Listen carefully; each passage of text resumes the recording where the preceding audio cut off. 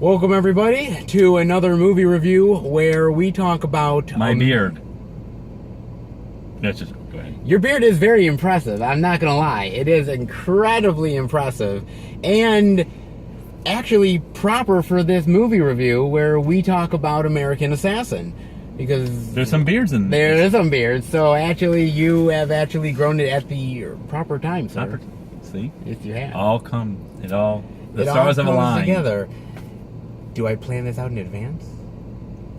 No. No, I don't. No, hell no. So this is sort of like the latest, I guess, sort of like, I don't want to say like spy thriller, action thriller, I guess, but maybe it is. I don't know what you consider a spy thriller. It's definitely an action thriller. Yes.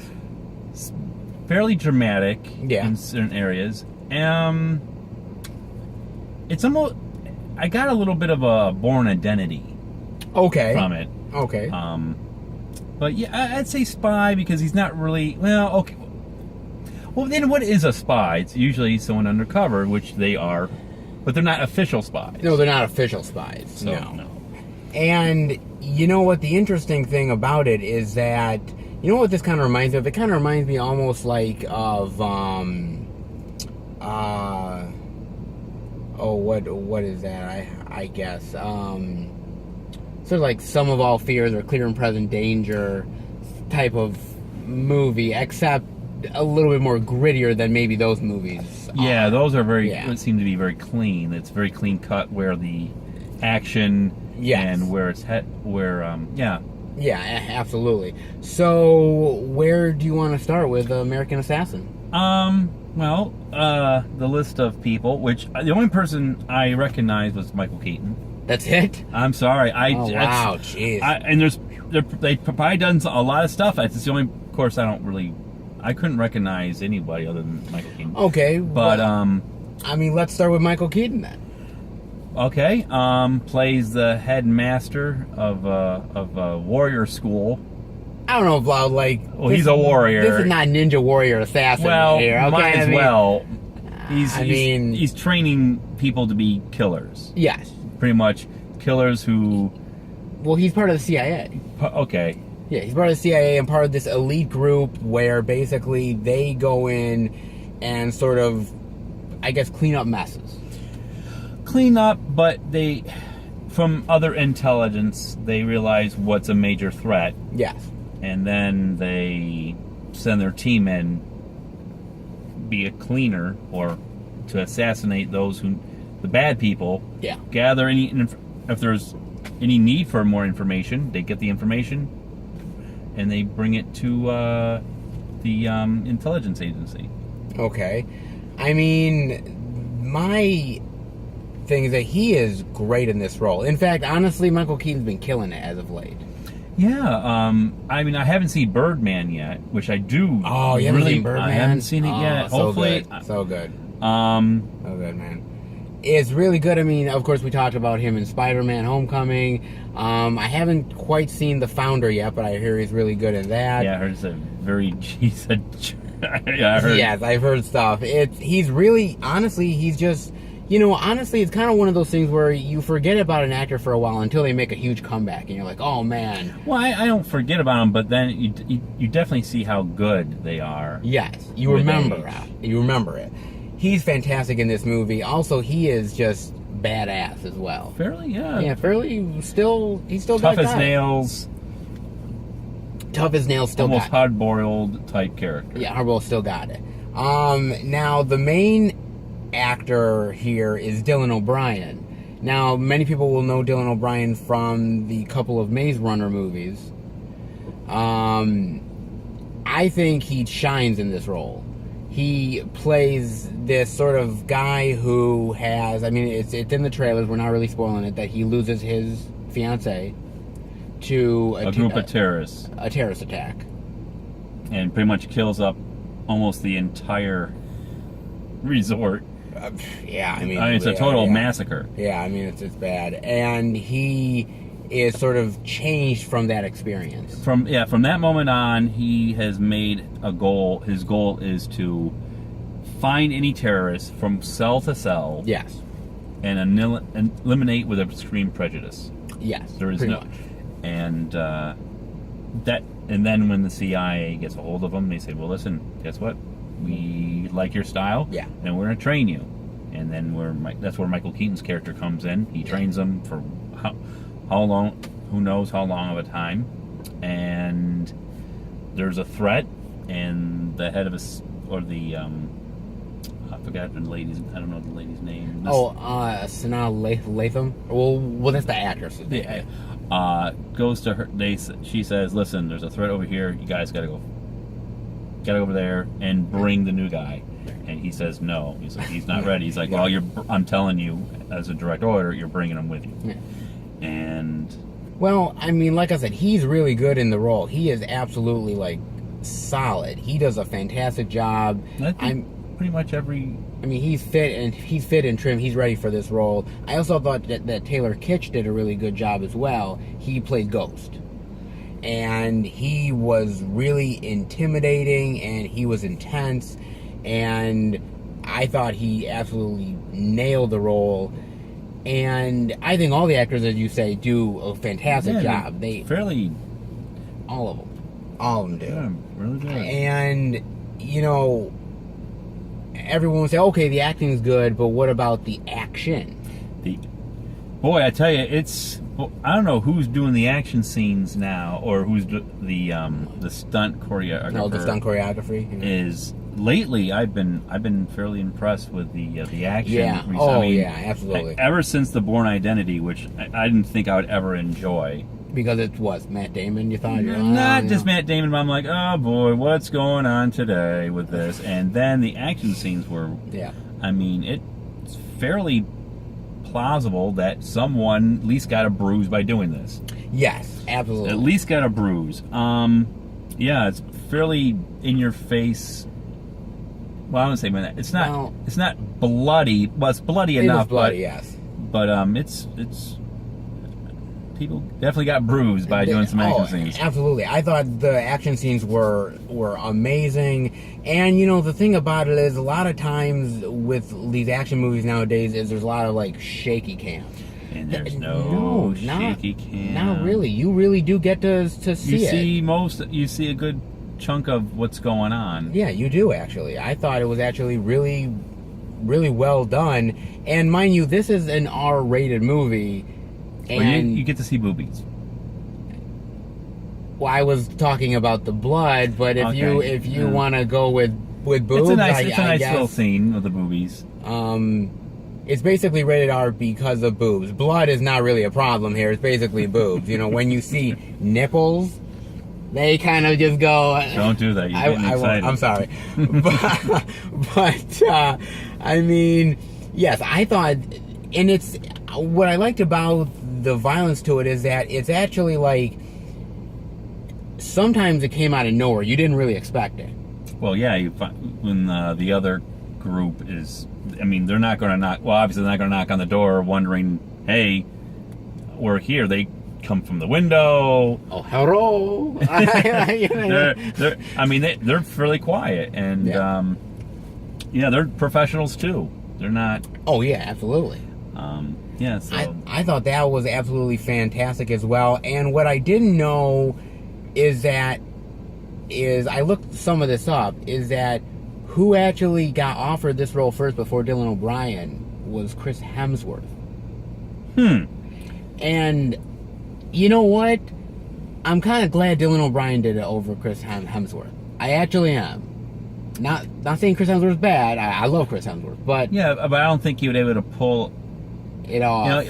It's not because of him. Physically, I think he's a little bit too tall for it. Yes. Because you don't want some. I mean, I don't know how tall. He's got 6'2", 6 whatever. Yeah, something. He's a very tall guy, and this other guy is, I think, only 5'10", maybe 6. Yeah. Maybe. So he's not a big guy. He's fairly athletic looking. Where Chris is more of he's a bit of a slightly beefcake, especially for when he's going for Thor at the time. Yes. So it's kind of But you know what? I almost feel like it would have been the Chris Hemsworth show. It really wouldn't have been you wouldn't have had like, okay, everyone gets their equal time thing. It would have been the Chris Hemsworth show. Where with Dylan O'Brien, it feels like, okay, he's definitely a rising star. He's definitely pulling in this role big time, but you never feel like he's overtaking the movie. Whereas I think Chris Hemsworth might have done it just a little bit. I do feel that. I also realize that this actually is based on a book.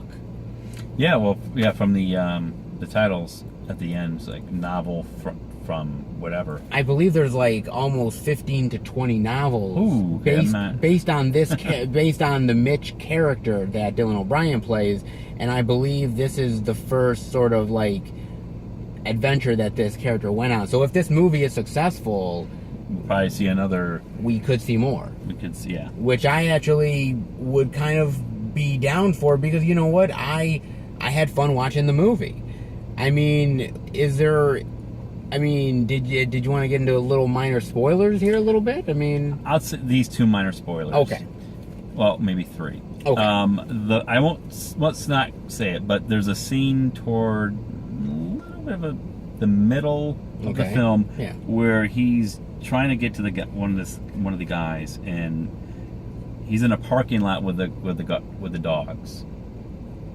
Oh yes, okay. And he finds a very very unique way of getting the dogs in a certain area and then leaving. Yeah. I won't. You know what? I won't spoil that. That shouldn't, because that's actually kind of a very fun, like, good one. Okay. I actually thought what was going to happen was, I don't know if you ever saw the movie Moving Violations, but there's a scene in there where they have they're in a car, and there's like a dog on top of the car, and they're barking, and they take the car hood and then the dog like flies. I thought that was gonna happen. Well, that would be too corny, maybe, yes. Over the top. Like, no hood does that. I know. The dog would just look down like. I thought that would have been friggin' hilarious, but it probably, again, action movie, serious, it wasn't gonna happen. But right. What's your second one? The other one is like when they're in a hotel, when they're shooting the guns.